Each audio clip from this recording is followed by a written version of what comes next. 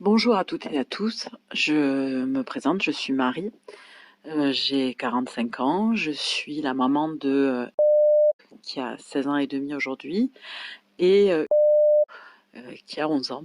Je vis en couple avec mon mari et nous faisons face et nous avons fait face pendant un bon moment au comportement tyrannique, nous l'avons compris il y a à peu près un peu plus d'un an maintenant. Plus grand, celui qui a 16 ans et demi. Comment les choses se sont passées, je vais faire ça rapidement pour pouvoir vous donner ensuite de l'espoir sur notre situation aujourd'hui.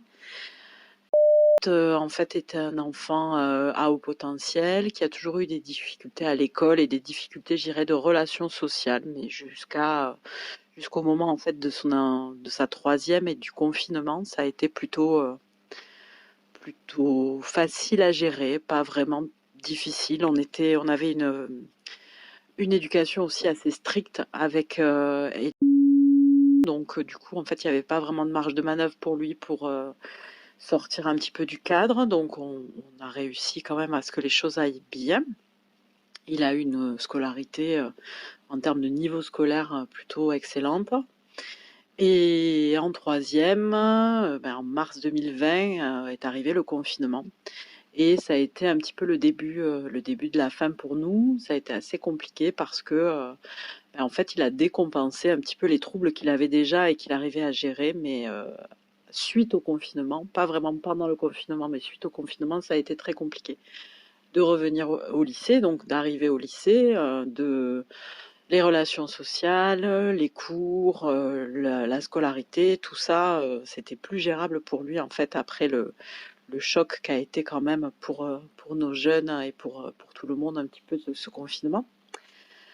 Donc voilà, l'entrée en seconde, on a dû faire face à des premières crises de violence avec des fugues, des crises de violence envers son père, envers moi, et pas son petit frère. Son petit frère a été assez, assez protégé en fait. Mais quand même, il vivait très très mal la situation parce que ça devenait un enfer. Donc, n'allait plus à l'école ou y aller, mais juste pour faire acte de présence. Il ne travaillait plus, il était sur les écrans en permanence. Et dès qu'on essayait de mettre en place des règles ou quoi que ce soit, ça explosait en violence extrême.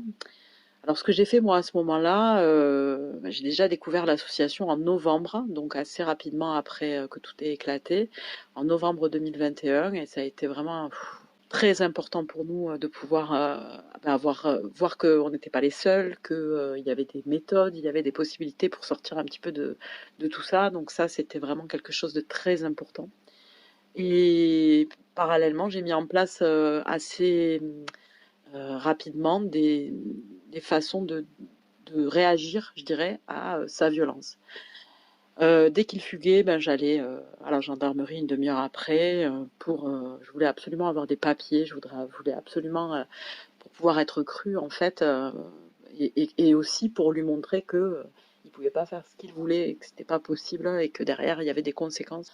Quand il nous a frappés, on a appelé donc plusieurs fois, donc jusqu'à 3 fois les pompiers qui se sont déplacés à chaque fois, mais après il n'y a que la troisième fois, vous allez le comprendre, que ça a eu un impact. Euh, donc voilà, on a vécu des moments très très difficiles et on en est sorti vraiment grâce au soutien de l'association et grâce à tout ce qu'on a mis en place avec un réseau. Alors ce réseau, on se dit parfois qu'il faut absolument le faire avec des gens autour de nous, des personnes de confiance, etc. Nous, on n'avait pas ça et ça a été le réseau, il a été essentiellement fait à l'extérieur par des professionnels, par des pompiers, par la gendarmerie. En fait, ça a été ça, nos soutiens, par l'ASE que nous avons contacté et nous sommes auto-signalés à la juge des enfants, par la psychiatrie, notamment le service psychiatrique dans lequel on avait réussi à l'amener, même s'il ne prenait absolument pas part. Pour lui, c'est pas lui qui avait un problème. Donc, voilà. Jusqu'au jour où, en avril donc 2022, il y a eu la crise de trop.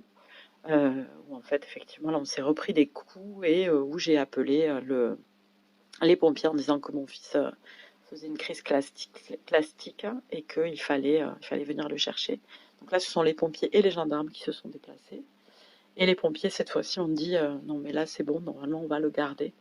On a vraiment mis en place tellement de choses que à ce moment-là, ben, c'était un peu échec et mat. Il fallait, euh, il fallait qu'il soit hospitalisé. Et de cette hospitalisation, en fait, dans un super service pour adolescents, il y est resté 2 mois et demi. Et donc sans portable, sans rien. Et on a aussi beaucoup préparé sa sortie avec son père. Il y a eu la juge des enfants aussi qui du coup a réalisé qu'effectivement il y avait un problème et donc nous a fait un suivi et nous a soutenus aussi. Donc avec aujourd'hui il a un suivi ASE alors qui n'est pas mis en place par le judiciaire mais administrativement parlant et du coup ça fonctionne bien, il s'entend très bien avec son éducatrice aujourd'hui. Aujourd'hui il se rend compte qu'il a un problème, il participe activement au processus médical en fait, il participe activement à ça. Et il est demandeur. La seule chose qui aujourd'hui n'est pas envisageable, en tout cas en ce moment, c'est une reprise de la scolarité. En fait, on s'est rendu compte a posteriori qu'il a vraiment beaucoup souffert à l'école, sans forcément nous le dire et nous l'expliquer, avec des situations de harcèlement assez compliquées. Et donc là, il a 16 ans et demi, il est suivi très bien à l'hôpital. Il a des choses qui ont été mises en place aussi avec la mission de lutte contre le décrochage scolaire, qui sont très bien aussi. Mais on prend notre temps. Aujourd'hui, en fait, la violence est sortie de la maison. Déjà, il n'y a plus de violence à la maison. Ça, c'est juste énorme. Et on essaie d'aller dans sa temporalité, tout en maintenant toujours des propositions d'activités, des propositions de choses pour qu'il puisse reconnecter. Mais on sent qu'il y a quand même quelque chose qui se passe qui est plutôt très positif. Voilà. J'espère que ça soutiendra les parents. J'ai été comme vous à des moments où vraiment je me disais il n'y avait pas de solution et en fait on en a trouvé et j'espère que les choses iront mieux de votre côté aussi. Je me tiens à votre disposition, aux dispositions de l'asso et si des personnes veulent se reconnaissent ou dans ce témoignage et veulent échanger directement avec moi, c'est avec plaisir.